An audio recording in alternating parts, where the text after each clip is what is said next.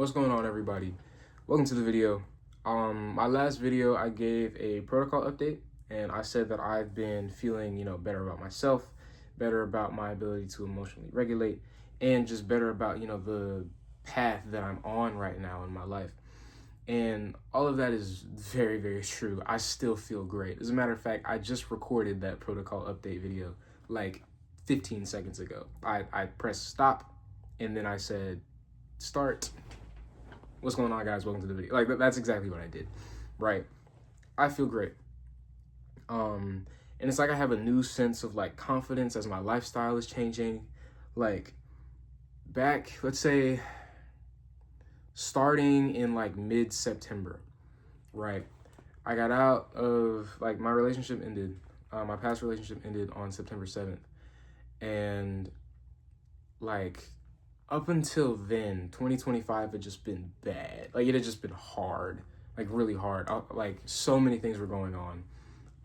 And I might make a video like talking about that like in depth, like maybe like with one of my friends, who knows.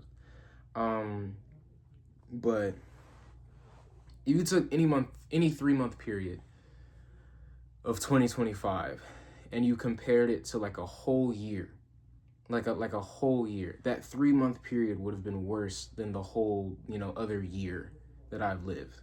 Like 2025 was so bad in so many different ways. And I was tired of fighting. And I was doing a lot of fighting in my relationship. And eventually I said, you know what? Like, I'm just done. And I left it. I left the relationship.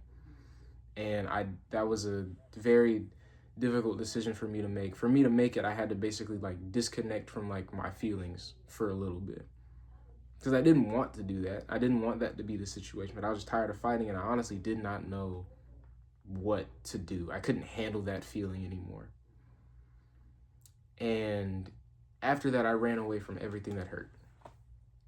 I was out at every party, every homecoming, every little hangout, kickback that people wanted to throw. Like, I was at everything.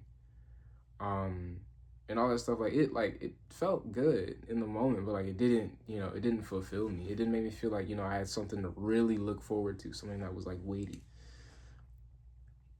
And then eventually, I found myself in those situations kind of like looking for validation from other people, because it's like I have like some social anxiety. It's the kind of thing where I'll be in a room full of people and I just won't want to talk, or like I'll be scared to talk, because I'm looking, like, in every way that I move, like I just want to feel like I'm doing the right thing more than I want to feel like I'm being myself, and that's not a healthy spot to be in. So I stopped going out everywhere after like a month and a half or so, and I started to do some things for myself. I started to cook. I love cooking. I started to cook, started to hang out with people, but then that was when like the feelings from my relationship really came back strong. Like the feelings about how I ended things, like so suddenly, disconnected, like just aggressively, all of that was bad. And it began to haunt me. And it was in that moment that like I started to feel anxious, and I started to feel like very, very depressed. Like I was out, like the weight of the past year finally caught up to me as things slowed down, and I hated it. I remember there was a time where I was cleaning my apartment, because I like to keep a clean space. I'm not always the best at it, but I was cleaning my apartment, and I sat down for like maybe 5 minutes. And the next thing I know, I just feel so heavy. Like I just feel like I'm sinking into the floor. It's just like a wave of sadness. And I just like, no, I can't feel this right now. I can't do this right now. I gotta get up. So I forced myself to get up, and eventually like it went away. But like those were the kind of things that I would deal with. Like if I sit in one spot too long, like I'm going to feel low, like really low. And then it got to a point where, let's say I sit in the same spot for a good amount of time and I don't feel low, but my heart would just start to race for no reason. And like my mind would start spiraling, and I couldn't focus, and I was just anxious. And that was not how I wanted to be spending my day. Like I didn't want to feel just strongly compelled to curl up in a ball on the floor. Like I wasn't going to class. I couldn't go to class. Like it was just bad. This semester was horrible. And now, since, you know, I was trying to align myself with a mental health protocol and trying to really fix that, like, I've been feeling a whole lot better. I haven't felt heavy. I haven't felt anxious. I've actually felt really good. And instead of running away from the things that hurt, I'm running towards health and purpose. And that's what's been the most impactful to me.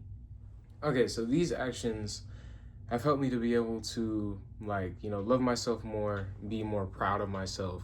It's helped me feel a lot more confident. But when I didn't feel proud of myself, when I didn't love myself, I can look back and I can ask, like, what exactly was there to be proud of? And I don't mean that in like a very dispassionate way, but I'm saying that, like, if I'm not really doing much in my day, if I'm, you know, just kind of like laying around my apartment, like, you know, watch Stranger Things season 5 just came out, like, if I'm laying around my apartment not doing all that much, like, you know, the only thing that I really have to look forward to is, like, I guess, like, the next party, like that, like, that's not something to be proud of. It's not something to be happy about. So I was missing, you know, the feelings that I'm kind of having now because I wasn't doing anything that would justify having that feeling. Now I have things that are making me feel, you know, more, you know, proud of myself, more like, you know, connected with, you know, where I'm going and all of those things. But the flaw in this kind of thinking, right, is that this becomes like action dependent and conditional love, like a conditional feeling towards yourself.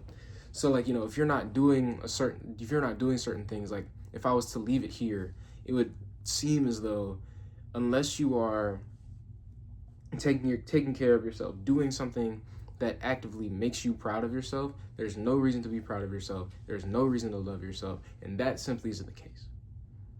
So I think it was yesterday, I sat and I thought to myself, okay, what can I always be proud of? What can I always be grateful for? What can I always fall in love with?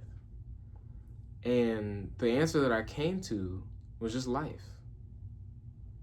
Because 2025 sucked, but it got me here. The things that sucked prompted me to make it to this point. And that's important. That's valuable. I can be grateful for that. I can choose to not be grateful for, you know, all of the bad things that happen, like the diagnoses in my family, like the strife that I was having in my relationship. Like, I can choose to not be grateful for those things. But one thing that I can really be grateful for is how all of that led me here. And I can also always be grateful for how, no matter how bad things get, I can always at any point change it. And now some people might not have that belief. Some people might feel like they're stuck, right? I know there have been times where I felt like I'm stuck, and that's completely and totally valid. But once you realize that you can change, you can be so grateful for it. And that's something that you can fall in love with in your own life. And never losing that connection is important. That gives you something to love. That gives you something, that's something with meaning, that's something with value, something with weight, when things feel meaningless, valueless, and weightless. And that's something that I've observed. And that's something that I'm very grateful for. So, just love yourself? Nah. Fall in love with life and give yourself things to be proud of. That's how I feel. Maybe I'm wrong, but we'll figure it out together.